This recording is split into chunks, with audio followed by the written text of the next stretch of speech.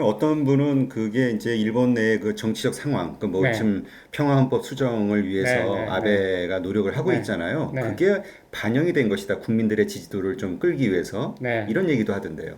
저는 그런 솔직히 거기까지는 저희가 뭐 알 수는 없고 음, 이제 상황을 보면서 파악을 하고 추측을 하는 것 정도인데요. 예를 들어서 이번에 그 문재인 대통령께서 조국 후보를 네, 장관으로 결국 임명을 하셨을 때 그 의도가 무엇인가 네. 하는 거에 대해서는 우리가 추측할 뿐이지 사실 뭐 알 수는 예, 없죠. 것처럼 네, 일본도 마찬가지인데요.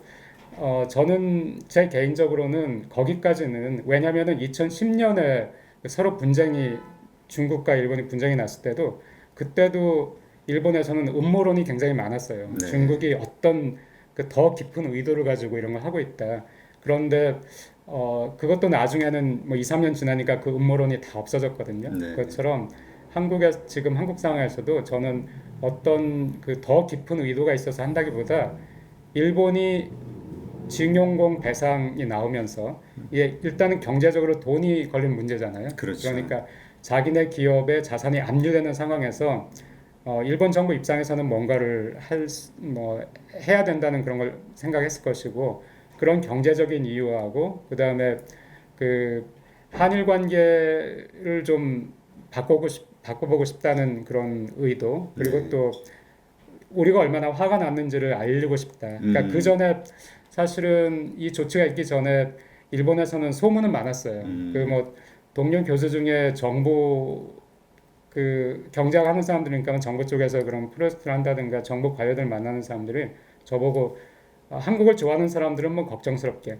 한국을 싫어하는 사람들은 뭐 약간 뭐랄까요 비아양 거린다 할까요? 네, 그 네, 하는 식으로 뭐 일본 정부나 정치가나 관료가 굉장히 화가 많이 났다. 가만 안 놔둔다고 한다. 막 분위기 되게 안 좋다. 음, 이런 얘기 했으니까 그런 감정도 한국에 대해서 서로 안 좋은 일이 많으면서 그 쌓인 감정도 작용했을 거라고 생각하고 한국 대사관 동경에 는 대사관에서도 그랬거든요. 네, 이렇게 분위기 안 좋은 그 이번 일이 있기 전에요. 이렇게 분위기 안 좋은 적이 잘 없는데 서로 얘기하는 파트너가 있지 않습니까? 네, 네, 이쪽에서도 경제하는 사람들이 있고 정무 담당하는 사람들이 있고 뭐 환경이라든가 있으니까 일본 쪽하고 서로 파트너가 있는데 일본 관료들이 상황 서로 관계가 안 좋더라도 그 대사관에 있는 직원들과 또 일본의 정부 관료들은 서로 대화를 하는데 안 만나려고 한다는 거예요. 일본 음, 쪽에서. 그래서 굉장히 그런 한일 관계가 악화되면서 일본이 가지고 있던 그 반항 감정 그런 것들이 표출된 사건이라고 생각하고요.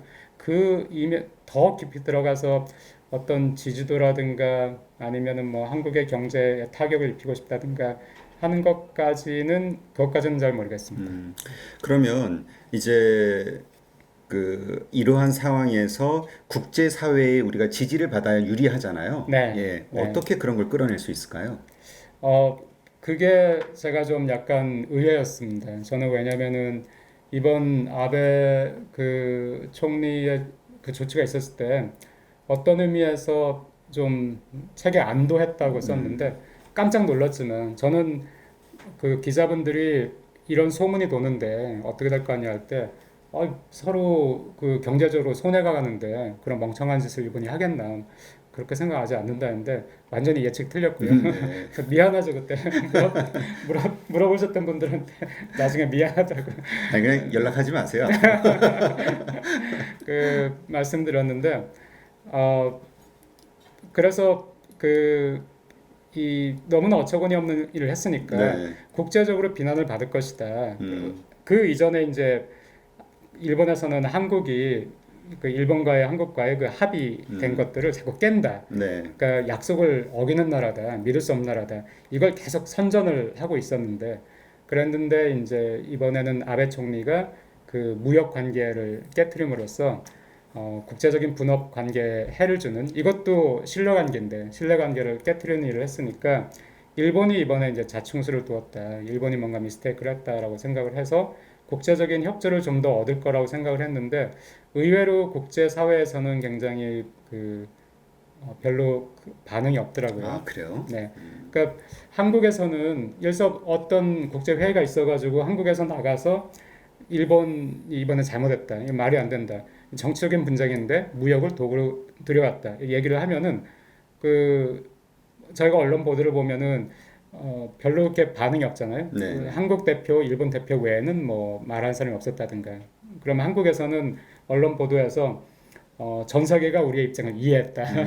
그, 그 사일런스를 가만히 있는 거를 우리의 입장을 이해했다라고 보도하는데 일본에서는 언론은 또 이렇게 판이하게 달라요. 그래서 일본에서는 전 세계가 한국의 입장에 동조하지 않는다라고 또 하는데 제 생각만큼은 국제적으로 일본의 압력이 들어가는 게 좀 약한 것 같긴 한데 저희가 국제적인 그 지지를 얻으려면은 계속해서 한국이 국제사회의 룰을 지키는 그런 나라다. 한국은 그걸 존중한다.